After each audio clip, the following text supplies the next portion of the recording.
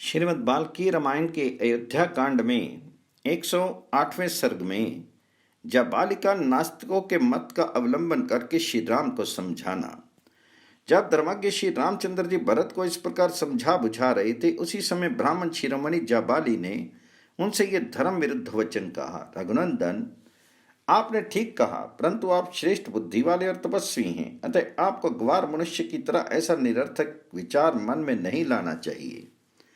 संसार में कौन पुरुष किसका बंधु है और किससे किसको क्या पढ़ना है। जीव अकेला ही जन्म लेता है और अकेला ही नष्ट हो जाता है। अतः श्री राम, जो मनुष्य माता या पिता समझकर किसी के प्रति आसक्त होता है, उसे पागल के समान समझना चाहिए, क्योंकि यहाँ कोई किसी का कुछ भी नहीं है। जैसे कोई मनुष्य दूसरे गांव को जाते समय बाहर किसी धर्मशाला में एक रात के लिए ठहर जाता है और दूसरे दिन उस स्थान को छोड़कर आगे के लिए प्रस्थित हो जाता है, इसी प्रकार माता पिता घर और धन ये मनुष्यों के आवास मात्र हैं। कुछ कुलभूषण, इसमें सज्जन पुरुष आसक्त नहीं होते हैं। अतः नरश्रेष्ठ, आपको पिता का राज्य छोड़कर इस दुख में ऊंचे नीचे तथा बहुकंटक के वन के कुत्सित मार्ग पर नहीं चलना चाहिए। आप समृद्धिशाली अयोध्या में राजा के पद पर अपना अभिषेक कराइए। वह नगरी प्रोषित भृत्र का नारी की भांति एक वेणी धारण करके आपकी प्रतीक्षा करती है। राजकुमार, जैसे देवराज इंद्र स्वर्ग में विहार करते हैं, उसी प्रकार आप बहुमूल्य राजभोगों का उपभोग करते हुए अयोध्या में विहार कीजिए। राजा दशरथ आपके कोई नहीं थे और आप भी उनके कोई नहीं हैं। राजा दूसरे थे, आप भी दूसरे हैं, इसलिए मैं जो कहता हूं वही कीजिए। पिता जीव के जन्म में निमित्त कारण मात्र होता है। वास्तव में ऋतुमती माता के द्वारा गर्भ में धारण किए हुए तेज और रज का परस्पर संयोग होने पर ही पुरुष का यहाँ जन्म होता है। राजा को जहाँ जाना था वहाँ चले गए, ये प्राणियों के लिए स्वाभाविक स्थिति है। आप तो व्यर्थ ही मारे जाते कष्ट उठाते हैं। जो मनुष्य प्राप्त हुए अर्थ का परित्याग करके धर्मपरायण हुए हैं, उन्हीं के लिए मैं शोक करता हूँ, दूसरों के लिए नहीं। वे इस जगत में धर्म के नाम पर केवल दुख भोगकर मृत्यु के पश्चात नष्ट हो गए हैं। अष्ट का आदि जितने श्राद्ध हैं उनके देवता पितर हैं। श्राद्ध का दान पितरों को मिलता है, यही सोचकर लोग श्राद्ध में प्रवृत्त होते हैं। किंतु विचार करके देखिए कि इसमें अन्न का नाश ही होता है। भला मरा हुआ मनुष्य क्या खाएगा? यदि यहाँ दूसरे का खाया हुआ अन्न दूसरे के शरीर में चला जाता हो तो प्रदेश में जाने वालों के लिए श्राद्ध ही कर देना चाहिए। उनको रास्ते के लिए भोजन देना उचित नहीं है। देवताओं के लिए यज्ञ और पूजन करो, दान दो, यज्ञ की दीक्षा ग्रहण करो, तपस्या करो और घर द्वार छोड़कर सन्यासी बन जाओ इत्यादि बातें बताने वाले ग्रंथ बुद्धिमान मनुष्यों ने दान की ओर लोगों की प्रवृत्ति कराने के लिए ही बनाए हैं। अतः महामते, आप अपने मन में यह निश्चय कीजिए कि इस लोक के सिवा कोई दूसरा लोक नहीं है। अतः महाफल भोगने के लिए धर्म आदि के पालन की आवश्यकता नहीं है। जो प्रत्यक्ष राज्य लाभ है उसका आश्रय लीजिए, परोक्ष पारलौकिक लाभ को पीछे ढकेल दीजिए। सत्पुरुषों की बुद्धि जो सब लोगों के लिए राह दिखाने वाली होने के कारण प्रमाणभूत है, आगे करके भरत के अनुरोध से आप अयोध्या का राज्य ग्रहण कीजिए। इस प्रकार श्री वाल्मीकि निर्मित आर्ष रामायण आदि काव्य में अयोध्या कांड में 108वां सर्ग पूर्ण हुआ। 109वें सर्ग में श्री राम के द्वारा जाबाली के नास्तिक मत का खंडन करके आस्तिक मत का स्थापन। जाबाली का यह वचन सुनकर सत्य पराक्रमी श्री रामचंद्र जी ने अपने संशय रहित बुद्धि के द्वारा श्रुति सम्मत सदउक्ति का आश्रय लेकर कहा, विप्रवार, आपने मेरा प्रिय करने की इच्छा से ये जो बात कही है वह कर्तव्य सी दिखाई देती है, किंतु वास्तव में करने योग्य नहीं है। वह पथ्य सी दिखने पर भी वास्तव में अपथ्य है। जो पुरुष धर्म अथवा वेद की मर्यादा को त्याग देता है वह पाप कर्म में प्रवृत्त हो जाता है। उसके आचार और विचार दोनों भ्रष्ट हो जाते हैं। इसलिए वह सत्पुरुषों में कभी सम्मान नहीं पाता है। आचार ही ये बताता है कि कौन पुरुष उत्तम कुल में उत्पन्न हुआ है और कौन अधम कुल में, कौन वीर है और कौन व्यर्थ ही अपने को पुरुष मानता है तथा कौन पवित्र है और कौन अपवित्र।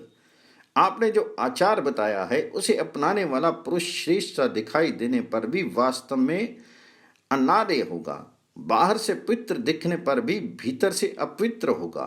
उत्तम लक्षणों से युक्त सा प्रतीत होने पर भी वास्तव में उसके विपरीत होगा, और शीलवान सा दिखने पर भी वस्तुतः वह दुश्शील ही होगा। आपका उपदेश चोला तो जो धर्म का पहने हुए हैं किंतु वास्तव में अधर्म है, इससे संसार में वर्ण संकरता का प्रचार होगा। यदि मैं इसे स्वीकार करके विदोक्त शुभ कर्मों का अनुष्ठान छोड़ दूं और विधिहीन कर्मों में लग जाऊं, तो कर्तव्य अकर्तव्य का ज्ञान रखने वाला कौन समझदार मनुष्य मुझे श्रेष्ठ समझकर आदर देगा? उस दशा में तो मैं इस जगत में दुराचारी तथा लोक को कलंकित करने वाला समझा जाऊंगा। जहां अपनी की हुई प्रतिज्ञा तोड़ दी जाती है, उस वृत्ति के अनुसार बर्ताव करने पर मैं किस साधन से स्वर्गलोक प्राप्त करूंगा? तथा आपने जिस आचार का उपदेश दिया है वह किसका है जिसका मुझे अनुसरण करना होगा? क्योंकि आपके कथन के अनुसार मैं पिता आदि में से किसी का कुछ भी नहीं हूँ। आपके बताए हुए मार्ग से चलने पर पहले तो मैं शिक्षाचारी होऊंगा, फिर ये सारा लोग शिक्षाचारी हो जाएगा। क्योंकि राजाओं के जैसे आचरण होते हैं, प्रजा भी वैसा ही आचरण करने लगती है। सत्य का पालन ही राजाओं का दया धर्म है, सनातन आचार है। अतः राज्य सत्य स्वरूप है, सत्य में ही संपूर्ण लोग प्रतिष्ठित हैं। ऋषियों और देवताओं ने सदा सत्य का ही आदर किया है। इस लोक में सत्यवादी मनुष्य अक्षय परम धाम में जाता है। झूठ बोलने वाले मनुष्य से सब लोग उसी तरह डरते हैं जैसे सांप से। संसार में सत्य ही धर्म की पराकाष्ठा है और वही सबका मूल कहा जाता है। जगत में सत्य ही ईश्वर है। सदा सत्य के ही आधार पर धर्म की स्थिति रहती है। सत्य ही सबकी जड़ है। सत्य से बढ़कर दूसरा कोई परम पद नहीं है। दान, यज्ञ, होम, तपस्या और वेद, इन सब का आधार सत्य ही है। इसलिए सबको सत्य परायण होना चाहिए। एक मनुष्य संपूर्ण जगत का पालन करता है, एक समूचे कुल का पालन करता है, एक नरक में डूबता है और एक स्वर्गलोक में प्रतिष्ठित होता है। मैं सत्य प्रतिज्ञ हूं और सत्य की शपथ खाकर पिता के सत्य का पालन स्वीकार कर चुका हूं। ऐसी दिशा में मैं पिता के आदेश का किस दिए पालन नहीं करूं? पहले सत्य पालन की प्रतिज्ञा करके अब लोभ, मोह अथवा ज्ञान से विवेक शून्य होकर मैं पिता के सत्य की मर्यादा भंग नहीं करूंगा। हमने सुना है कि जो अपनी प्रतिज्ञा झूठी करने के कारण धर्म से भ्रष्ट हो जाता है, उस चंचल चित्त वाले पुरुष के दिए हुए हव्य कव्य को देवता और पितर नहीं स्वीकार करते हैं। मैं इस सत्य रूपी धर्म के समस्त प्राणियों के लिए हितकर और सब धर्मों में श्रेष्ठ समझता हूँ। सत्पुरुषों ने जटा, वल्कल आदि के धारण रूप तापस धर्म का पालन किया है, इसलिए मैं भी उसका अभिनंदन करता हूँ। जो धर्मयुक्त प्रतीत हो रहा है किंतु वास्तव में अधर्म रूप है, जिसका नीच, क्रूर, लोभी और पापाचारी पुरुषों ने सेवन किया है, ऐसे शास्त्र धर्म का पिता की आज्ञा भंग करके राज्य ग्रहण करने का मैं अवश्य त्याग करूंगा, क्योंकि वह न्याययुक्त नहीं है। मनुष्य अपने शीर से जो पाप करता है उसे पहले मन के द्वारा कर्तव्य रूप से निश्चित करता है, फिर जिहा की सहायता से उस अनृत कर्म पाप को वाणी द्वारा दूसरों से कहता है, तत्पश्चात औरों के सहयोग से उसे शीर द्वारा संपन्न करता है। इस तरह एक ही पातक कायिक, वाचिक और मानसिक भेद से 3 प्रकार का होता है। पृथ्वी, कीर्ति, यश और लक्ष्मी, ये सब की सब सत्यवादी पुरुष को पाने की इच्छा रखती हैं और शिष्ट पुरुष सत्य का ही अनुसरण करते हैं। अतः मनुष्य को सदा सत्य का ही सेवन करना चाहिए।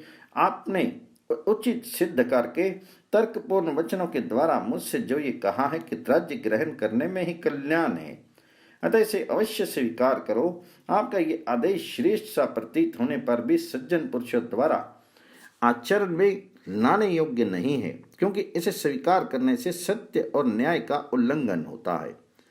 मैं पिताजी के सामने इस तरह वन में रहने की प्रतिज्ञा कर चुका हूँ।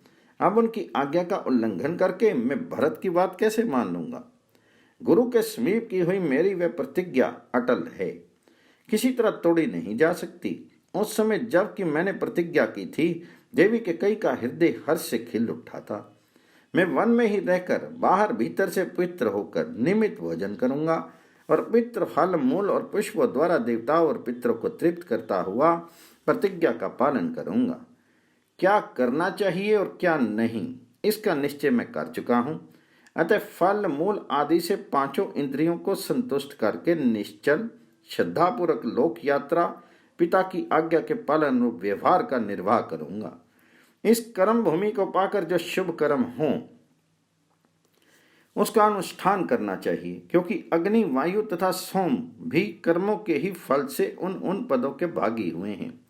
देवराज इंद्र 100 यज्ञों का अनुष्ठान करके स्वर्गलोक को प्राप्त हुए हैं। महर्षियों ने भी उग्र तपस्या करके दिव्य लोकों को स्थान प्राप्त किया है। उग्र तेजस्वी राजकुमार श्री राम पर लोक की सत्ता का खंडन करने वाले जाबाली के पूर्वोक्त वचनों को सुनकर उन्हें सहन नहीं कर सकने के कारण उन वचनों की निंदा करते हुए पुनः उनसे बोले, सत्य, धर्म, प्रकर्म, समस्त प्राणियों पर दया, सबसे प्रिय वचन बोलना और देवताओं, अतिथियों और ब्राह्मणों की पूजा करना, इन सब को साधु पुरुषों ने स्वर्गलोक का मार्ग बताया है। सत्पुरुषों के इस वचन के अनुसार धर्म का स्वरूप जानकर तथा अनुकूल तर्क से उसका यथार्थ निर्णय करके एक निश्चय पर पहुंचे हुए सावधान ब्राह्मण भली भांति धर्मचारण करते हुए उन उन उत्तम लोकों को प्राप्त करना चाहते हैं। आपकी बुद्धि विषम मार्ग में स्थित है। आपने वेद विरुद्ध मार्ग का आश्रय ले रखा है। आप घोर नास्तिक और धर्म के रास्ते से कोसों दूर हैं। ऐसी पाखंडमयी बुद्धि के द्वारा अनुचित विचार का प्रचार करने वाले आपको मेरे पिताजी ने जो अपना याजक बना लिया, उनके इस कार्य की मैं निंदा करता हूँ। जैसे चोर दंडनीय होता है, उसी प्रकार वेद विरोधी बुद्ध अर्थात बोध मत अवलंबी भी दंडनीय हैं। तथागत नास्तिक विशेष और नास्तिक को भी यहाँ इसी कोटि में समझना चाहिए। इसलिए प्रजा पर अनुग्रह करने के लिए राजा द्वारा जिस नास्तिक को दंड दिलाया जा सके, उसे तो चोर के समान दंड दिलाया ही जाए। परंतु जो वश के बाहर हो, उस नास्तिक के प्रति विद्वान ब्राह्मण कभी उन्मुख ना हो, उसे वार्तालाप तक नहीं करे। आपके सिवा पहले के श्रेष्ठ ब्राह्मण ने इस लोक और परलोक की फल कामना का परित्याग करके विदुक्त धर्म समझकर सदा ही बहुत से शुभ कर्मों का अनुष्ठान किया है। अतः जो भी ब्राह्मण है वे वेदों को ही प्रमाण मानकर स्वस्ति, अहिंसा और सत्य आदि कृत अर्थात तप, दान और परोपकार आदि तथा हुत, यज्ञ, याग आदि कर्मों का संपादन करते हैं। जो धर्म में तत्पर रहते हैं, सत्पुरुषों का साथ करते हैं, तेज से संपन्न हैं, जिनमें दान रूपी गुण की प्रधानता है, जो कभी किसी प्राणी की हिंसा नहीं करते तथा जो मल संसर्ग से रहित हैं, ऐसे श्रेष्ठ मुनि ही संसार में पूजनीय होते हैं। महात्मा श्री राम स्वभाव से ही धन्य भाव से रहित हैं।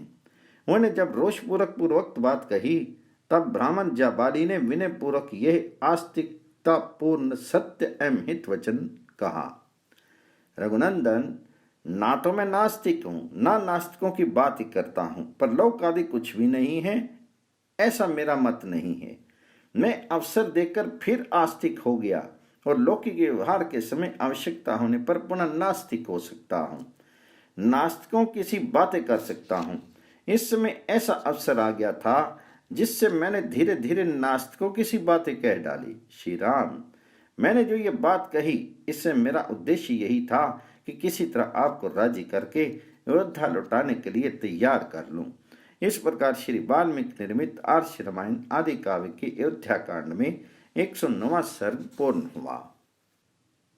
110वां सर्ग वशिष्ठ जी का सृष्टि परंपरा के साथ इक्ष्वाकु कुल की परंपरा बताकर ज्येष्ठ के ही राज्याभिषेक का औचित्य सिद्ध करना और श्री राम से राज्य ग्रहण करने के लिए कहना। श्री रामचंद्र जी को रुष्ट जानकर महर्षि वशिष्ठ जी ने उनसे कहा, रघुनंदन, महर्षि जाबाली भी यह जानते हैं कि इस लोक के प्राणियों का परलोक में जाना और आना होता रहता है, अतः ये नास्तिक नहीं है। जगदीश्वर, इस समय तुम्हें लौटाने की इच्छा से ही इन्होंने ये नास्तिकतापूर्ण बात कही थी। तुम मुझसे इस लोक की उत्पत्ति का वृत्तांत सुनो। सृष्टि के प्रारंभ काल में सब कुछ जल में ही था। इस जल के भीतर ही पृथ्वी का निर्माण हुआ। तदंतर देवताओं के साथ शंभु ब्रह्मा प्रकट हुए।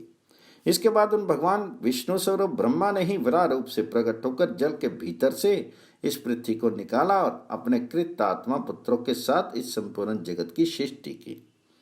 आकाश स्वरूप पर ब्रह्म परमात्मा से ब्रह्मा जी का प्रादुर्भाव हुआ है, जो नित्य सनातन एवं अविनाशी है। उससे मरीचि उत्पन्न हुए और मरीचि के पुत्र कश्यप हुए।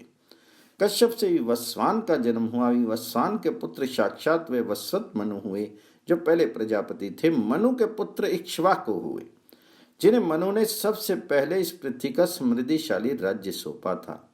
उन राजा इक्ष्वाकु को तुम अयोध्या का प्रथम राजा समझो। इक्ष्वाकु के पुत्र श्रीमान कुक्षी के नाम से विख्यात। वे कुक्षी के वीर पुत्र विकुक्षी हुए। विकुक्षी के महातेजस्वी प्रतापी पुत्र बाण हुए। बाण के महाबाहु पुत्र अनरण्य हुए, जो बड़े भारी तपस्वी थे। सत्पुरुषों में श्रेष्ठ महाराज अनरण्य के राज्य में कभी अनावृष्टि नहीं हुई, अकाल नहीं पड़ा और कहीं चोर भी नहीं उत्पन्न हुए। महाराज अनरण्य से राजा पृथु हुए और पृथु से महातेजस्वी त्रिशंकु की उत्पत्ति हुई। वे वीर त्रिशंकु विश्वामित्र के सत्य वचन के प्रभाव से सदैव स्वर्गलोक को चले गए थे। त्रिशंकु के महायशस्वी धुंधुमार हुए। धुंधुमार से महातेजस्वी युवनाश का जन्म हुआ। युवनाश के पुत्र श्रीमान मंधाता हुए। मंधाता के महान तेजस्वी पुत्र सुसंधि हुए। सुसंधि के दो पुत्र हुए, ध्रुवसंधि और प्रसेनजित। ध्रुवसंधि के तपस्वी यशस्वी पुत्र शत्रुसूदन भरत थे। महाबाहु भरत से असित नामक पुत्र उत्पन्न हुआ, जिसके शत्रुभूत प्रतिपक्षी राजा ये है तालझंग और शूर शशविंदु उत्पन्न हुए थे। उन सब का सामना करने के लिए सेना का व्यूह बनाकर युद्ध के लिए डटे रहने पर भी शत्रु की संख्या अधिक होने के कारण राजा असित को हार कर परदेश की शरण लेनी पड़ी। वे रमणीय शैल शिखर पर प्रसन्नता पूर्वक रहकर मुनि भाव से परमात्मा का मनन चिंतन करने लगे।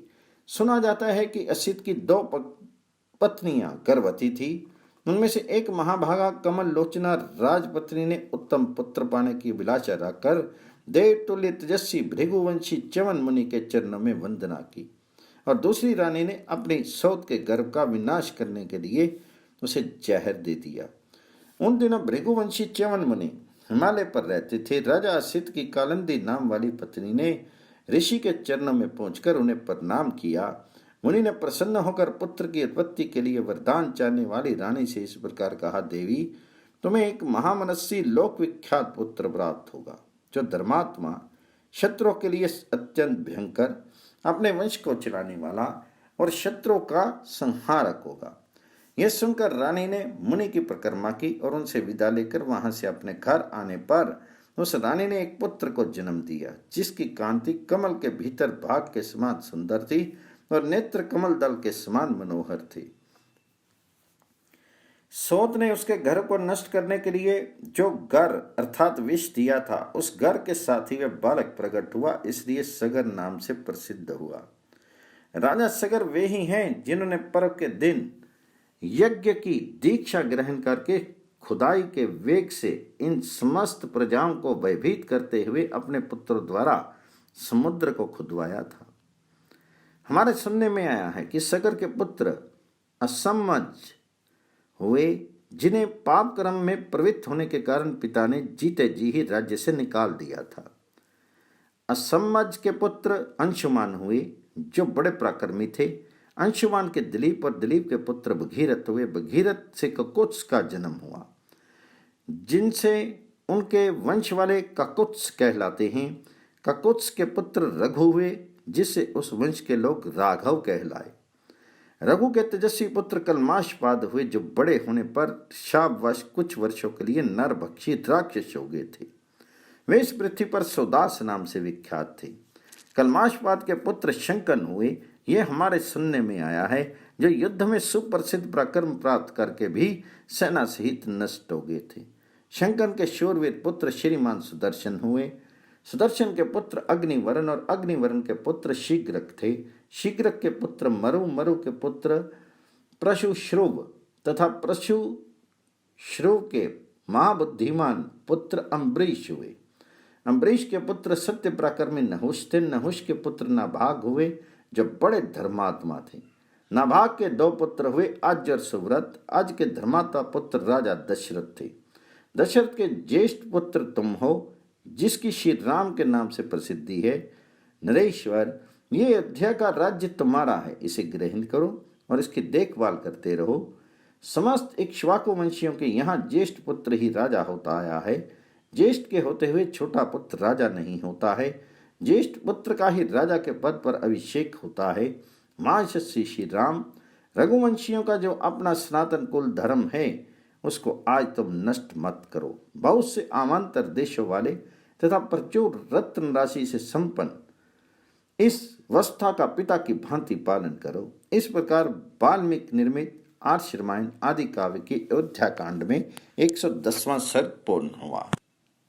श्रीमद् वाल्मीकि रामायण के अयोध्या कांड में 111वें सर्ग में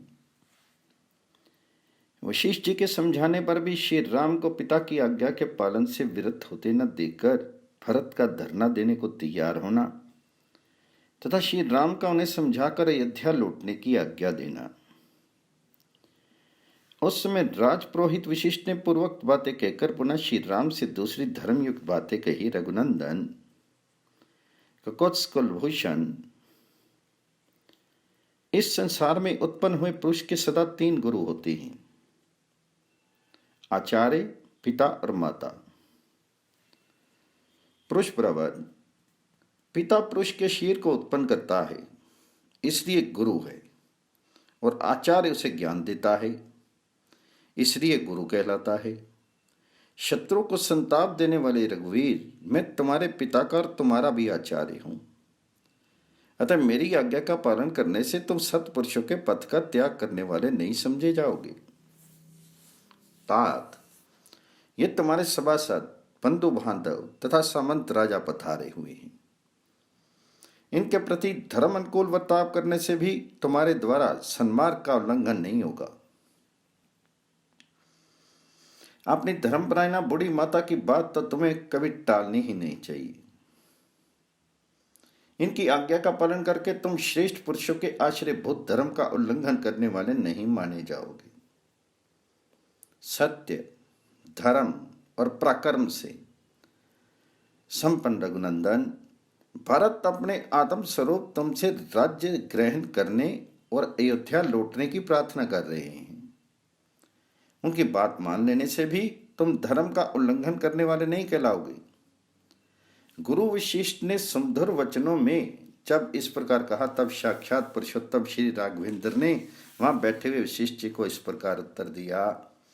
माता और पिता पुत्र के प्रति जो श्रद्धा स्नेहपूर्ण वर्ताव करते हैं, अपनी शक्ति के अनुसार उत्तम खाद्य पदार्थ देने, अच्छे बिछौनों पर सुलाने, उपटन आदि लगाने, सदा मीठी बातें बोलने तथा पालन पोषण करने आदि के द्वारा माता और पिता ने जो उपकार किया है उसका बदला सहज ही नहीं चुकाया जा सकता।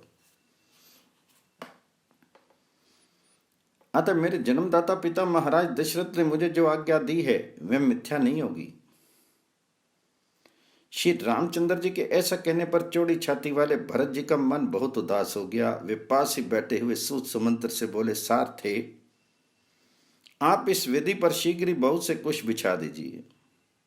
जब तक आर्य मुझ पर प्रसन्न नहीं होंगे तब तक मैं यहीं इनके पास धरना दूंगा। जैसे साहूकार या महाजन के द्वारा निर्धन किया हुआ ब्राह्मण उनके घर के दरवाजे पर मुंह ढक कर बिना खाए पिए पड़ा रहता है, उसी प्रकार मैं भी उपवास पूर्वक मुंह पर आवरण डालकर इस कुटिया के सामने लेट जाऊंगा। जब तक मेरी बात मानकर ये अयोध्या में नहीं लौटेंगे तब तक मैं भी इस तरह पड़ा रहूंगा। यह सुनकर सुमंत्र श्री रामचंद्र जी का मुंह ताकने लगे। उन्हें इस अवस्था में देखकर भरत के मन में बड़ा दुख हुआ और वे स्वयं ही कुश की चटाई बिछाकर जमीन पर लेट गए। तब महातेजस्वी राज ऋषि शिरोमणि श्री राम ने उनसे कहा, तात भरत, मैं तुम्हारी क्या बुराई करता हूं जो मेरे आगे धरना दोगे? ब्राह्मण एक करवट से सोकर धरना देकर मनुष्यों को अन्याय से रोक सकता है, परंतु राजतिलक ग्रहण करने वाले क्षत्रियों के लिए इस प्रकार धरना देने का विधान नहीं है। अतः नरश्रेष्ठ रघुनंदन, इस कठोर व्रत का परित्याग करके उठो और यहां से शीघ्र ही अयोध्यापुरी को जाओ। ये सुनकर भरत वहां बैठे बैठे ही सब और दृष्टि डालकर नगर और जनपद के लोगों से बोले, आप लोग भैया को क्यों नहीं समझाते हैं? तब नगर और जनपद के लोग महात्मा भरत से बोले, हम जानते हैं काकुत्स, श्री रामचंद्र जी के प्रति आप रघुकुल तिलक भरत जी ठीक ही कहते हैं, परंतु ये महाभाग श्री रामचंद्र जी पिता की आज्ञा के पालन में लगे हैं, इसलिए ये भी ठीक ही हैं। अतएव हम इन्हें सहसा उस ओर से लौटाने में असमर्थ हैं। उन पूर्ववासियों के वचन का तात्पर्य समझकर श्री राम ने भरत से कहा, भरत, धर्म पर दृष्टि रखने वाले सहृदयों के इस कथन को सुनो और समझो। रघुनंदन, मेरी और इनकी दोनों बातों को सुनकर उन पर सम्यक रूप से विचार करो। महाबाहो, आप शीघ्र उठो और मेरा और जल का स्पर्श करो। ये सुनकर भरत उठकर खड़े हो गए और श्री राम एवं जल का स्पर्श करके बोले, मेरे सभासद और मंत्री सब लोग सुने। ना तो मैंने पिताजी से राज्य मांगा था और ना माता से ही कभी इसके लिए कुछ कहा था। साथ ही परम धर्मज्ञ श्री रामचंद्र जी के वनवास में भी मेरी कोई सम्मति नहीं है। फिर भी यदि इनके लिए पिताजी की आज्ञा का पालन करना और वन में रहना अनिवार्य है, तो इनके बदले मैं ही 14 वर्षों तक वन में निवास करूंगा। भाई भरत की इस सत्य बात से धर्मात्मा श्री राम को बड़ा विस्मय हुआ और उन्होंने पूर्ववासी तथा राज्य निवासी लोगों की ओर देखकर कहा, पिताजी ने अपने जीवन काल में जो वस्तु बेच दी है या धरोहर रख दी है अथवा खरीदी है, उसे मैं अथवा भरत कोई भी पलट नहीं सकते। मुझे वनवास के लिए किसी को प्रतिनिधि नहीं बनाना चाहिए, क्योंकि सामर्थ्य रहते हुए प्रतिनिधि से काम लेना लोक में निंदित है। कि कई ने उचित और मांग ही प्रस्तुत की थी और मेरे पिताजी ने उसे देकर पुण्य कर्म ही किया था। मैं जानता हूं भरत बड़े क्षमाशील और गुरुजनों का सत्कार करने वाले हैं। इन सत्य प्रत्येक महात्मा में अभी कल्याणकारी गुण मौजूद हैं। 14 वर्ष की अवधि पूरी करके जब मैं वन से लौटूंगा, तब अपने इस धर्मशील भाई के साथ इस भूमंडल का श्रेष्ठ राजा होऊंगा। कि कई ने राजा से वर मांगा और मैंने उसका पालन स्वीकार कर लिया। अतः भरत, आप तुम मेरा कहना मानकर उस वर के पालन द्वारा अपने पिता महाराज दशरथ को असत्य के बंधन से मुक्त करो।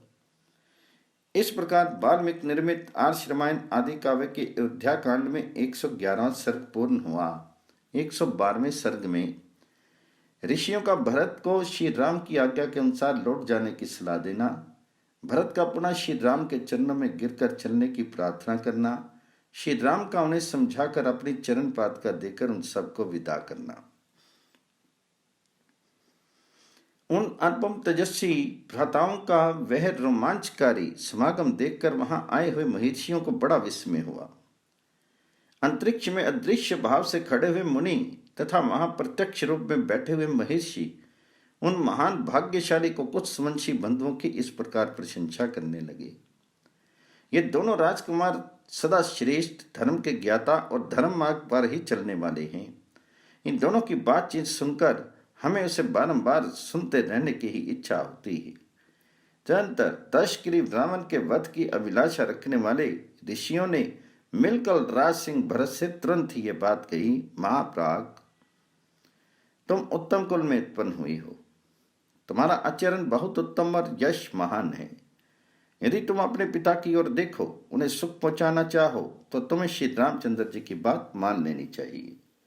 हम लोग श्री राम को पिता के ऋण से सदा ऋण देखना चाहते हैं कि कई का ऋण चुका देने के कारण ही राजा दशरथ स्वर्ग में पहुंचे हैं। इतना कहकर वहां आए हुए गंधर्व, महर्षि और राज ऋषि सब अपने अपने स्थान को चले गए। जिनके दर्शन से जगत का कल्याण हो जाता है, वे भगवान श्री राम महर्षियों के वचन से बहुत प्रसन्न हुए। उनका मुख हर्षोल्लास से खिल उठा। इससे उनकी बड़ी शोभा हुई और उन्होंने उन महर्षियों की सादर प्रशंसा की। परंतु भरत का सारा शीर थर्रा उठा। वे लड़खड़ाती हुई जबान से हाथ जोड़कर श्री रामचंद्र से बोले, कुश कुलभूषण श्री राम, हमारे कुल धर्म से संबंध रखने वाला जो ज्येष्ठ पुत्र का राज्य ग्रहण और प्रजा पालन रूप धर्म है, उसकी ओर दृष्टि डालकर आप मेरी और माता की याचना सफल कीजिए। मैं अकेला ही इस विशाल राज्य की रक्षा नहीं कर सकता तथा आपके चरणों में अनुराग रखने वाले इन पूर्ववासी तथा जनपदवासी लोगों को भी आपके बिना प्रसन्न नहीं रख सकता। जैसे किसान मेघ की प्रतीक्षा करते रहते हैं, उसी प्रकार हमारे बंधु बांधव, योद्धा, मित्र और सुहृद सब लोग आपकी ही बाट जोहते हैं। महाप्राग, आप इस राज्य को स्वीकार करके दूसरे किसी को इसके पालन का भार सौंप दीजिए।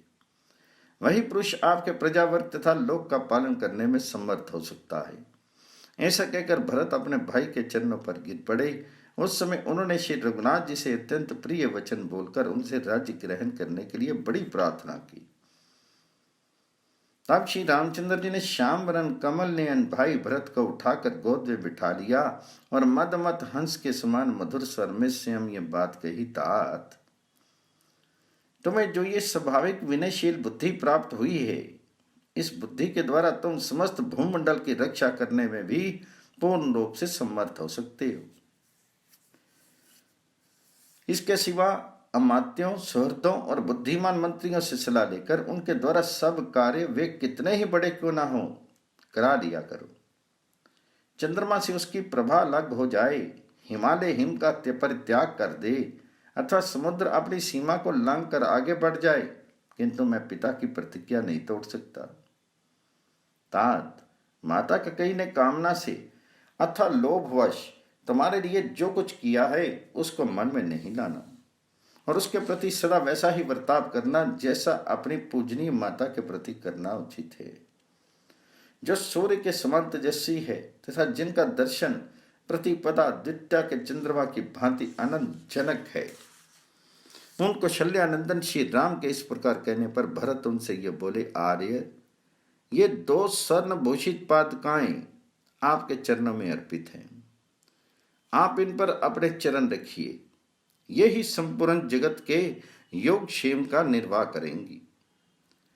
तब महातेजस्वी पुरुष सिंह श्री राम ने उन पादुकाओं पर चढ़कर उन्हें फिर अलग कर दिया और महात्मा भरत को सौंप दिया। उन पादुकाओं को प्रणाम करके भरत ने श्री राम से कहा, वीर रघुनंदन, मैं भी 14 वर्षों तक जटा और चीर धारण करके फल मूल का भोजन करता हुआ आपके आगमन की प्रतीक्षा में नगर से बाहर ही रहूंगा। परमताप, इतने दिनों तक राज्य का सारा भार आपकी इन चरण पादुकाओं पर ही रखकर मैं आपकी बाट जोहता रहूंगा। रघुकुल शिरोमणि, यदि 14 वर्ष पूर्ण होने पर नूतन वर्ष के प्रथम दिन ही मुझे आपका दर्शन नहीं मिलेगा तो मैं जलती हुई आग में प्रवेश कर जाऊंगा। श्री रामचंद्र जी ने बहुत अच्छा कहकर स्वीकृति दे दी और बड़े आदर के साथ भरत को हृदय से लगाया। तत्पश्चात शत्रुघ्न को भी छाती से लगाकर ये बात कही, रघुनंदन, मैं तुम्हें अपनी और सीता की शपथ दिलाकर कहता हूं कि तुम माता कैकेयी की रक्षा करना, उसके प्रति कभी क्रोध नहीं करना। इतना कहते कहते उनकी आंखों में आंसू उमड़ आए। उनने व्यथित हृदय से भाई शत्रुघ्न को विदा किया। धर्मज्ञ भरत ने भली भांति अलंकृत की हुई उन परम उज्जवल चरण पादुकाओं को लेकर श्री रामचंद्र जी की परिक्रमा की तथा उन पादुकाओं को राजा की सवारी में आने वाले सर्वश्रेष्ठ गजराज के मस्तक पर स्थापित किया। तदनंतर अपने धर्म में हिमालय की भांति अविचल भाव से स्थित रहने वाले रघुवंशवर्धन श्री राम ने क्रमशः वहां आए हुए जन समुदाय, गुरु, मंत्री, प्रजा तथा दोनों भाइयों का यथा योग्य सत्कार करके उन्हें विदा किया। उस समय कौशल्या आदि सभी माताओं का गला आंसू से रुद्ध गया था। वे दुख के कारण श्री राम को संबोधित भी नहीं कर सकी। श्री राम भी सब माताओं को प्रणाम करके रोते हुए अपनी कुटिया में चले गए। इस प्रकार श्री वाल्मीकि निर्मित आर्ष रामायण आदि काव्य के अयोध्या कांड में 112वां सर्ग पूर्ण हुआ। श्रीमद् वाल्मीकि रामायण के अयोध्या कांड के 113वें सर्ग में भरत का भरद्वाज से मिलते हुए अयोध्या को लौट आना। तदनंतर श्री रामचंद्र जी की दोनों चरण पादुकाओं को अपने मस्तक पर रखकर भरत शत्रुघ्न के साथ प्रसन्नता पूर्वक रथ पर बैठे। वशिष्ठ, वामदेव तथा दृढ़ता पूर्वक उत्तम व्रत का पालन करने वाले जाबाली आदि सब मंत्री जो उत्तम मंत्रणा देने के कारण सम्मानित थे आगे आगे चले। वे सब लोग चित्रकूट नामक महान पर्वत की परिक्रमा करते हुए परम रमणीय मंदाकिनी नदी को पार करके पूर्व दिशा की ओर प्रस्थित हुए। उस समय भरत अपनी सेना के साथ सहस्त्रों प्रकार के रमणीय धातु को देखते हुए चित्रकूट के किनारे से होकर निकले। चित्रकूट से थोड़ी ही दूर जाने पर भरत ने वे आश्रम देखा जहां मुनिवर भरद्वाज जी निवास करते थे। अपने कुल को आनंदित करने वाले प्रकर्मी भरत महर्षि भरद्वाज के उस आश्रम में पहुंचकर रथ से उतर पड़े और उन्होंने मुनि के चरणों में प्रणाम किया। उनके आने से महर्षि भरद्वाज को बड़ी प्रसन्नता हुई और उन्होंने भरत से पूछा, तात क्या तुम्हारा कार्य संपन्न हुआ? क्या श्री रामचंद्र जी से भेंट हुई? बुद्धिमान भरद्वाज जी के इस प्रकार पूछने पर धर्मवत्सल भरत ने उन्हें इस प्रकार उत्तर दिया, मुनि भगवान श्री राम अपने पराक्रम पर दृढ़ रहने वाले हैं। मैंने उनसे बहुत प्रार्थना की, गुरुजी ने भी अनुरोध किया। तब उन्होंने अत्यंत प्रसन्न होकर गुरुदेव वशिष्ठ जी से इस प्रकार कहा, मैं 14 वर्षों तक वन में रहूं, इसके लिए मेरे पिताजी ने जो प्रतिज्ञा कर ली थी उनकी उस प्रतिज्ञा का ही मैं यथार्थ रूप से पालन करूंगा। उनके ऐसा कहने पर बात के धर्म मर्म को समझने वाले महाज्ञानी वशिष्ठ जी ने बातचीत करने में कुशल श्री रघुनाथ जी से ये महत्वपूर्ण बात कही, महाप्राग तुम प्रसन्नता पूर्वक ये स्वर्ण भूषित पादुकाएं अपने प्रतिनिधि के रूप में भरत को दे दो और इनके द्वारा अयोध्या के योगक्षेम का निर्वाह करो। गुरु वशिष्ठ जी के ऐसा कहने पर पूर्व अभिमुख खड़े हुए श्री रघुनाथ जी ने अयोध्या के राज्य का संचालन करने के लिए ये दोनों स्वर्ण भूषित पादुकाएं मुझे दे दी हैं। तत्पश्चात मैं महात्मा श्री राम की आज्ञा पाकर लौट आया हूँ और उनकी इन मंगलमय चरण पादुकाओं को लेकर अयोध्या को ही जा रहा हूँ। महात्मा भरत का ये शुभ वचन सुनकर भरद्वाज मुनि ने वह परम मंगल में बात कही, भरत तुम मनुष्य में सिंह के समान वीर और शील और सदाचार के ज्ञाताओं में श्रेष्ठ हो। जैसे जल नीची भूमि वाले जलाशय में सब ओर से बहकर चला आता है, उसी प्रकार तुम में सारे श्रेष्ठ गुण स्थित हों, ये कोई आश्चर्य की बात नहीं है। तुम्हारे पिता महाबाहु राजा दशरथ सब प्रकार से उन्नत होंगे, जिनके तुम जैसा धर्म प्रेमी एवं धर्मात्मा पुत्र है। उन महाज्ञानी महर्षि के ऐसा कहने पर भरत ने हाथ जोड़कर उनके चरणों का स्पर्श किया। फिर वे उनसे जाने की आज्ञा लेने को उद्यत हुए। अंतर श्रीमान भरत बारंबार भरद्वाज मुनि की परिक्रमा करके मंत्रियों सहित अयोध्या की ओर चल दी। फिर वह विस्तृत सेना रथों, चकड़ों, घोड़ों और हाथियों के साथ भरत का अनुसरण करते ही अयोध्या को लौटी। तत्पश्चात आगे जाकर उन सब लोगों ने तरंगमालाओं से शोभित दिव्य नदी जमुना को पार करके पुनः शुभ सलीला गंगा जी का दर्शन किया। फिर बंधु बांधव और सैनिकों के साथ मनोहर जल से भरी हुई गंगा के भी पार होकर वे परम रमणीय श्रृंगवेरपुर में जा पहुंचे। श्रृंगवेरपुर से प्रस्थान करने पर उन्हें पुनः अयोध्यापुरी का दर्शन हुआ, जो उस समय पिता और भाई दोनों से विहीन थी। उसे देखकर भरत ने दुख से संतप्त होकर सारथी से इस प्रकार कहा, सारथी सुमंत्र जी देखिए, अयोध्या की सारी शोभा नष्ट हो गई है, अतः ये पहले की भांति प्रकाशित नहीं होती है। इसका वह सुंदर रूप वह आनंद जाता रहा, इस समय ये अत्यंत दीन और नीरव हो गई है। इस प्रकार श्री वाल्मीकि निर्मित आर्ष रामायण आदि काव्य के अयोध्या कांड में 113वां सर्ग पूर्ण हुआ। 114वां सर्ग भरत के द्वारा अयोध्या की दुरवस्था का दर्शन तथा अंतःपुर में प्रवेश करके भरत का दुखी होना। इसके बाद प्रभावशाली महायशस्वी भरत ने स्निग्ध गंभीर गरगर घोष से युक्त रथ के द्वारा यात्रा करके शीघ्र ही अयोध्या में प्रवेश किया। उससे वहां बिलाव और उल्लू विचर रहे थे। घरों के किवाड़ बंद थे। सारे नगर में अंधकार छा रहा था। प्रकाश न होने के कारण वह पूरी कृष्ण पक्ष की काली रात के समान जान पड़ती थी। जैसे चंद्रमा की प्रिय पत्नी अपनी शोभा से प्रकाशित कांति वाली रोहिणी उदित हुए राहु नामक ग्रह के द्वारा अपने पति के ग्रस लिए जाने पर अकेली असहाय हो जाती है, उसी प्रकार दिव्य ऐश्वर्य से प्रकाशित होने वाली अयोध्या राजा के काल कवलित हो जाने के कारण पीड़ित एवं असहाय हो रही थी।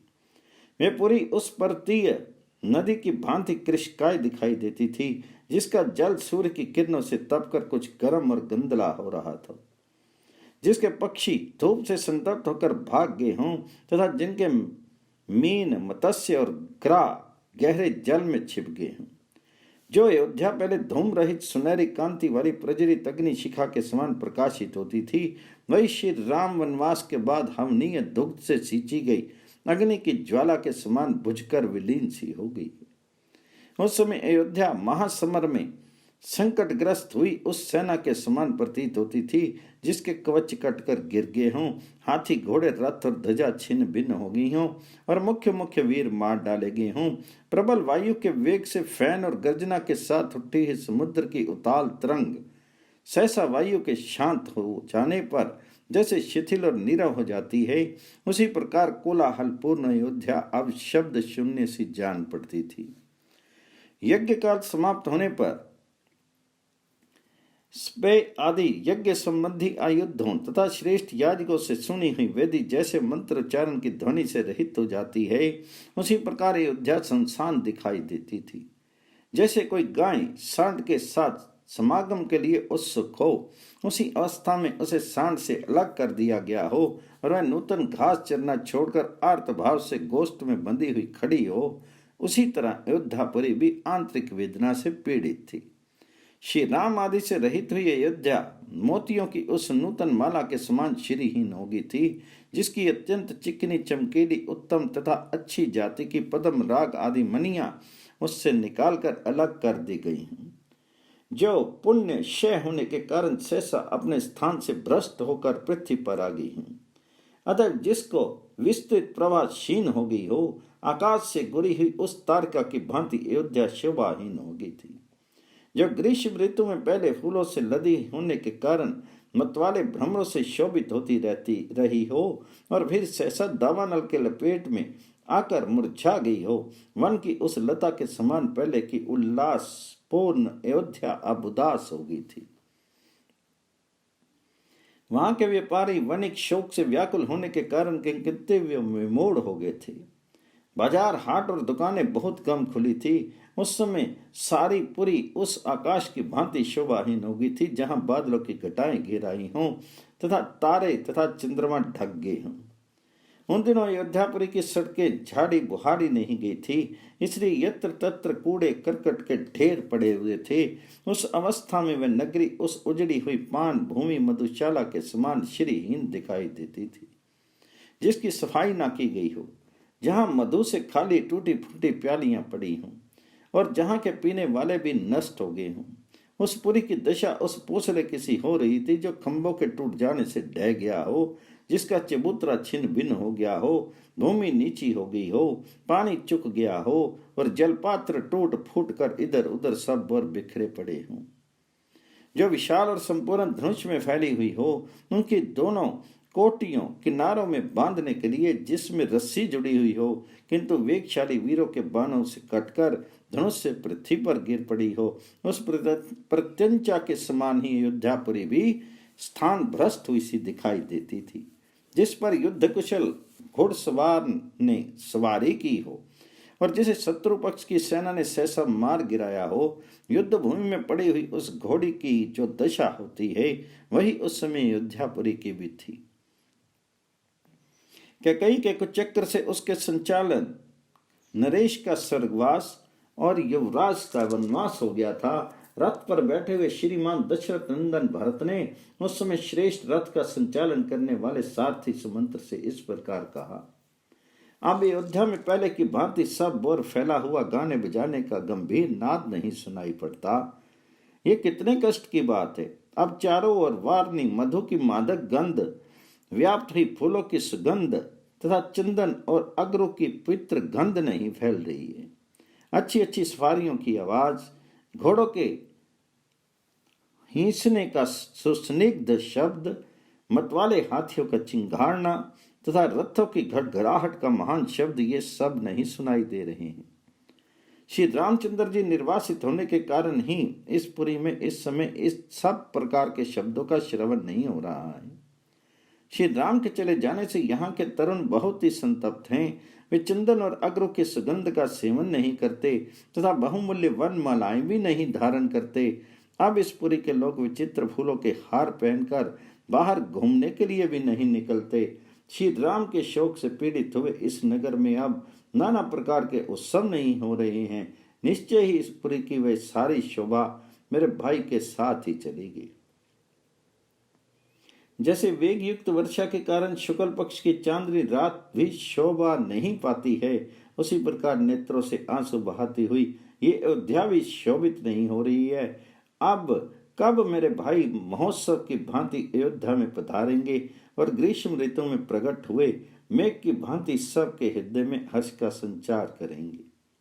अब अयोध्या की बड़ी बड़ी सड़कें हर्ष से उछलकर चलते हुए मनोहर वेशधारी तरुणों के शुभ आगमन से शोभा नहीं पा रही हैं। इस प्रकार सारथी के साथ बातचीत करते हुए दुखी भरत उस समय सिंह से रहित गुहा की भांति राजा दशरथ से हीन पिता के लिए निवास स्थान राजमहल में गए। जैसे सूर्य के छिप जाने से दिन की शोभा नष्ट हो जाती है और देवता शोक करने लगते हैं, उसी प्रकार उस समय वह अंतःपुर शोभाहीन हो गया था और वहां के लोग शोक मग्न थे। उसे सब ओर से स्वच्छंदता और सजावट से हीन देखकर भरत धैर्यवान होने पर भी अत्यंत दुखी होकर आंसू बहाने लगे। इस प्रकार श्री वाल्मीकि निर्मित आर्ष रामायण आदि काव्य के अयोध्या कांड में 114वां सर्ग पूर्ण हुआ। 115वें सर्ग में भरत का नंदीग्राम में जाकर श्री राम की चरण पादुकाओं को राज्य पर अभिषिक्त करके उन्हें निवेदन पूर्वक राज्य का सब कार्य करना। तदंतर सब माताओं के अयोध्या में रखकर दृढ़ प्रतिज्ञ भरत ने शोक से संतप्त होकर गुरुजनों से इस प्रकार कहा, अब मैं नंदीग्राम को जाऊंगा। इसके लिए आप सब लोगों की आज्ञा चाहता हूँ। वहां श्री राम के बिना प्राप्त होने वाले इस सारे दुख को सहन करूंगा। अहो महाराज, पूज्य पिताजी तो स्वर्ग को धिजधारे और वे मेरे गुरु पूजनीय भ्राता श्री रामचंद्र जी वन में विराज रहे हैं। मैं इस राज्य के लिए वहां श्री राम की प्रतीक्षा करता रहूंगा, क्योंकि वे महायशस्वी श्री राम ही हमारे राजा हैं। महात्मा भरत का ये शुभ वचन सुनकर सब मंत्री और पुरोहित विशेष जी से बोले, भरत, भ्रातृ भक्ति से प्रेरित होकर तुमने जो बात कही है वे बहुत ही प्रशंसनीय है। वास्तव में वह तुम्हारे ही योग्य है। तुम अपने भाई के दर्शन के लिए सदा लालायित रहते हो और भाई के ही सौहार्द हित साधन में संलग्न होकर साथ ही श्रेष्ठ मार्ग पर स्थित हो। अतः कौन पुरुष तुम्हारे विचार का अनुमोदन नहीं करेगा। मंत्रियों का अपने रुचि के अनुरूप प्रिय वचन सुनकर भरत ने सारथी से कहा, मेरा रथ जोत कर तैयार किया जाए। फिर उन्होंने प्रसन्न वदन होकर सब माताओं से बातचीत करके जाने की आज्ञा ली। इसके बाद शत्रुघ्न के सहित श्रीमान भरत रथ पर सवार हुए। रथ पर आरूढ़ होकर परम प्रसन्न हुए भरत और शत्रुघ्न दोनों भाई मंत्रियों तथा पुरोहितों से घिरकर शीघ्रता पूर्वक वहां से प्रस्थित हुए। आगे आगे विशिष्ट आदि सभी गुरुजन एवं ब्राह्मण चल रहे थे। उन सब लोगों ने अयोध्या ने पूर्व अभिमुख होकर यात्रा की और उस मार्ग को पकड़ा जो नंदीग्राम की ओर जाता था। भरत के प्रस्थित होने पर हाथी, घोड़े और रथों से भरी हुई सारी सेना भी बिना बुलाए ही उनके पीछे पीछे चल दी और समस्त पुरवासी भी उनके साथ हो लिए। धर्मात्मा भ्रातृवत्सल भरत अपने मस्तक पर भगवान श्री राम की चरण पादुका लिए रथ पर बैठकर बड़ी शीघ्रता से नंदीग्राम की ओर चले। नंदीग्राम में शीघ्र पहुंचकर भरत तुरंत ही रथ से उतर पड़े और गुरुजनों से इस प्रकार बोले, मेरे भाई ने यह उत्तम राज्य मुझे धरोहर के रूप में दिया है। उनकी ये स्वर्ण विभूषित चरण पादुकाएं ही सबके योग क्षेम का निर्वाह करने वाली हैं। तत्पश्चात भरत ने मस्तक झुकाकर उन चरण पादुकाओं के प्रति उस धरोहर रूप राज्य को समर्पित करके दुख से संतप्त होकर समस्त प्रकृति मंडल, मंत्री, सेनापति और प्रजा आदि से कहा, आप सब लोग इन चरण पादुकाओं के ऊपर छत्र धारण करें। मैंने आर्य श्री रामचंद्र जी के साक्षात चरण मानता हूँ। मेरे गुरु जी की इन चरण पादुकाओं से ही इस राज्य में धर्म की स्थापना होगी। मेरे भाई ने प्रेम के कारण ही ये धरोहर मुझे सौंपी है, अतः मैं उनके लौटने तक इनकी भली भांति रक्षा करूंगा। इसके बाद मैं स्वयं इन पादुकाओं को पुनः शीघ्र श्री रघुनाथ जी के चरणों से संयुक्त करके इन पादुकाओं से शोभित श्री राम के उन युगल चरणों का दर्शन करूंगा। श्री रघुनाथ जी के आने पर उनसे मिलते ही मैं अपने उस गुरुदेव को ये राज्य समर्पित करके उनकी आज्ञा के अधीन होकर उन्हीं की सेवा में लग जाऊंगा। राज्य का यह भार उन पर डालकर मैं हल्का हो जाऊंगा। मेरे पास धरोहर रूप में रखे हुए इस राज्य को, अयोध्या को तथा इन श्रेष्ठ पादुकाओं को श्री रघुनाथ जी का सेवा में समर्पित करके मैं सब प्रकार के पाप ताप से मुक्त हो जाऊंगा। कुछ कुलभूषण श्री राम का अयोध्या के राज्य पर अभिषेक हो जाने पर जब सब लोग हर्ष और आनंद में निमग्न हो जाएंगे तब मुझे राज्य पाने की अपेक्षा चौगुनी प्रसन्नता और चौगुनी यश की प्राप्ति होगी। इस प्रकार दीन भाव से विलाप करते हुए दुख मगन महायशस्वी भरत मंत्रियों के साथ नंदीग्राम में रहकर राज्य का शासन करने लगे। सेना सहित प्रभावशाली धीर वीर भरत ने उस समय वल्कल और जटा धारण करके मुनिवेश धारी होकर नंदीग्राम में निवास किया।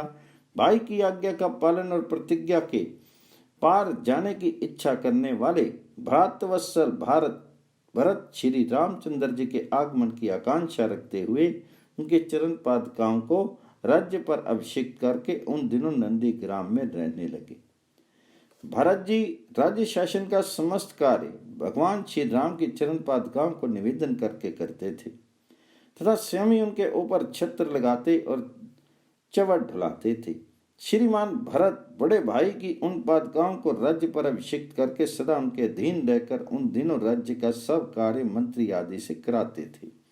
उस समय जो कोई कार्य उपस्थित होता तो जो भी बहुमूल्य भेंट आती वे सब पहले उन पादुकाओं को निवेदन करके पीछे भरत जी उसका यथावत प्रबंध करते थे। इस प्रकार श्री वाल्मीकि निर्मित आर्ष रामायण आदि काव्य के अयोध्या कांड में 115वां सर्ग पूर्ण हुआ। श्रीमद् वाल्मीकि रामायण के अयोध्या कांड में 116वें सर्ग में वृद्ध कुलपति सहित बहुत से ऋषियों का चित्रकूट छोड़कर दूसरे आश्रम में जाना। भरत के लौट जाने पर श्री रामचंद्र जी उन दिनों जब वन में निवास करने लगे तब उन्होंने देखा कि वहां के तपस्वी उद्विग्न होकर वहां से अन्यत्र चले जाने के लिए उत्सुक हैं। पहले चित्रकूट के उस आश्रम में जो तपस्वी श्री राम का आश्रय लेकर सदा आनंद मग्न रहते थे उन्हीं को श्री राम ने उत्कंठित देखा, मानो वे कहीं जाने के विषय में कुछ कहना चाहते हों। नेत्रों से बोही टेढ़ी करके श्री राम की ओर संकेत करके मन ही मन शंकित होकर आपस में कुछ सलाह करते हुए वे तपस्वी मुनि धीरे धीरे परस्पर वार्तालाप कर रहे थे। उनकी उत्कंठा देखकर श्री रामचंद्र जी के मन में ये शंका हुई कि मुझसे कोई अपराध तो नहीं बन गया। तब वे हाथ जोड़कर वहां के कुलपति महर्षि से इस प्रकार बोले, भगवान, क्या मुझ में पूर्ववर्ती राजाओं का सा कोई वर्ताप नहीं दिखाई देता अथवा मुझ में कोई विकृत भाव दृष्टिगोचर होता है जिससे यहाँ के तपस्वी मुनि विकार को प्राप्त हो रहे हैं? क्या मेरे छोटे भाई महात्मा लक्षण का प्रमादवश किया हुआ कोई ऐसा आचरण ऋषियों ने देखा है जो उसके योग्य नहीं है? अथवा क्या जो अर्ध्यपाद्य आदि के द्वारा सदा आप लोगों की सेवा करती रही है वह सीता इस समय मेरी सेवा में लग जाने के कारण एक ग्रस्त की सती नारी के अनुरूप ऋषियों की समुचित सेवा नहीं कर पाती? श्री राम के इस प्रकार पूछने पर एक महर्षि जो चरावस्था के कारण तो वृद्ध थे ही तपस्या द्वारा भी वृद्ध हो गए थे, समस्त प्राणियों पर दया करने वाले श्री राम से कांपते हुए से बोले, तात, जो स्वभाव से ही कल्याण में ही है और सदा सबके कल्याण में ही रत रहती है, वे विधेय नंदिनी सीता विशेषता तपस्वी जनों के प्रति बर्ताव करते समय अपने कल्याण में स्वभाव से विचलित हो जाए, ये कैसे संभव है? आपके ही कारण तापसों पर ये राक्षसों की ओर से भय उपस्थित होने वाला है। उससे उद्विग्न हुए ऋषि आपस में कुछ बातें कानाफूसी कर रहे हैं। तात, यहाँ वन प्रांत में रावण का छोटा भाई खर नामक राक्षस है जिसने जन स्थान में रहने वाले समस्त तापसों को उखाड़ फेंका है। वे बड़ा ही धीर, विजय उन्मत्त, क्रूर, नरभक्षी और घमंडी है। वे आपको भी सहन नहीं कर पाता है। तात, जब से आप इस आश्रम में रह रहे हैं तब से सब राक्षस तापसों को विशेष रूप से सताने लगे हैं। वे अनार्य राक्षस, विभत्स, घृणित, क्रूर और भीषण नाना प्रकार के विकृत एवं देखने में दुखदायक रूप धारण करके सामने आते हैं और पापजनक पवित्र पदार्थों से तपस्वियों का स्पर्श कराकर अपने सामने खड़े हुए अन्य ऋषियों को भी पीड़ा देते हैं। वे उन आश्रमों में अज्ञात रूप से आकर छिप जाते हैं और अल्पज्ञ और असावधान तापसों का विनाश करते हुए वहां आनंद विचरते रहते हैं।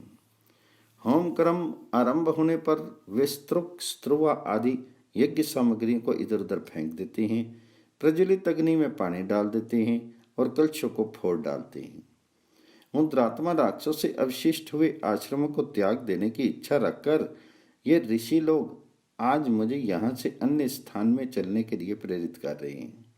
श्री राम, वे दुष्ट राक्षस तपस्वियों की शारीरिक हिंसा का प्रदर्शन करें इसके पहले ही हम इस आश्रम को त्याग देंगे।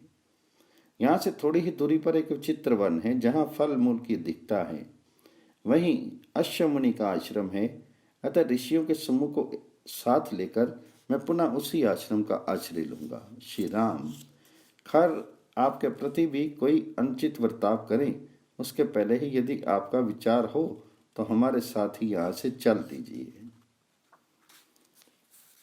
रघुनंदन, यद्यपि आप सदा सावधान रहने वाले तथा राक्षसों के दमन में समर्थ हैं, तथापि पत्नी के साथ आजकल उस आश्रम में आपका रहना संदेहजनक एवं दुखदायक है। ऐसी बात कहकर अन्यत्र जाने के लिए उत्कंठित हुए उन तपस्वी मुनि को राजकुमार श्री राम सांत्वनाजनक उत्तर वाक्यों द्वारा वहां रोक नहीं सके। तत्पश्चात वे कुलपति महर्षि श्री रामचंद्र जी का अभिनंदन करके उनसे पूछकर और उन्हें सांत्वना देकर इस आश्रम को छोड़ वहां से अपने दल के ऋषियों के साथ चले गए। श्री रामचंद्र जी वहां से जाने वाले ऋषियों के पीछे पीछे जाकर उन्हें विदा दे कुलपति ऋषि को प्रणाम करके प्रसन्न हुए। उन ऋषियों की अनुमति लेकर उनके दिए हुए कर्तव्य विषयक उपदेश को सुनकर लौटे और निवास करने के लिए अपने पवित्र आश्रम में आए। उन ऋषियों से रहित हुए आश्रम को भगवान श्री राम ने एक क्षण के लिए भी नहीं छोड़ा।